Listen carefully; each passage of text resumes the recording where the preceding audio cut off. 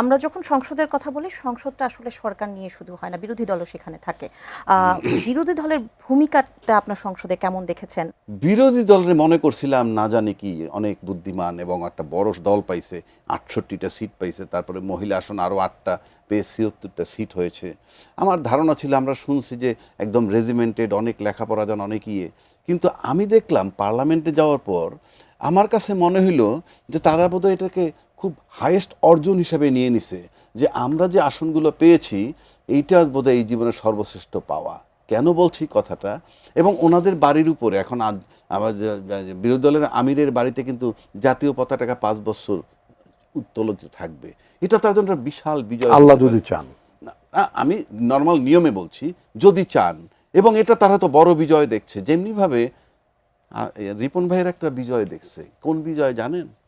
রাষ্ট্রপতি যখন অধিবেশনের শুরুতে ভাষণ দিতে গেছে, তখন উনি জিয়াউর রহমান সাহেবকে স্বাধীনতার ঘোষক বলছেন। আমি কিন্তু তার ঘোষককে এই বিতর্ক করছি না, স্বাধীনতার ঘোষক বলাইতে পারছেন, এটা নিয়ে তারা খুব গর্ব নিজে স্বতঃস্ফূর্তই বলেছেন। বলুক তো মুক্তিযোদ্ধা ছিলেন, তো না তো দেখেছেন, বলুক, বলে গর্ববোধ করছেন। কিন্তু উনি তো এটা বলার লোক না। বইতে আছে, এখনো লেখা আছে, স্বাধীনতার ঘোষক বঙ্গবন্ধু শেখ মুজিবুর রহমান।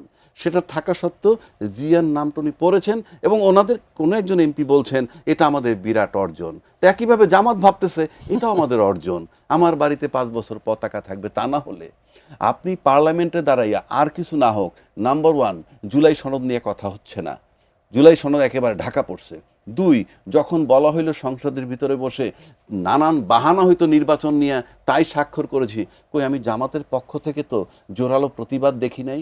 কিংবা প্রশ্নটা তো করতে পারতো যে মাননীয় স্পিকার, আপনি বলছেন গণভোট না হইলে, না মানলে নির্বাচন দিতে, আপনারা জনগণের সাথে এই যে প্রতিশ্রুতি ভঙ্গ করলেন, এটা কি আপনারা ঠিক করেছেন কিনা, এই প্রশ্নটা করতে পারত।